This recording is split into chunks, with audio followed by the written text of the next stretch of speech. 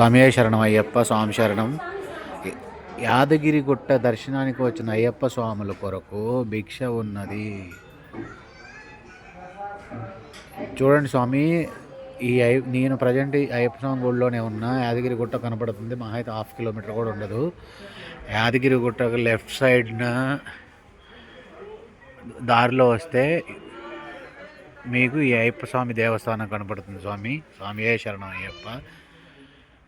మొన్న కార్తీక పౌర్ణమి నుంచి మకర జ్యోతి వరకు స్వాములకు అన్నదాన వితరణ జరుగుతున్నది, గమనించగలరు.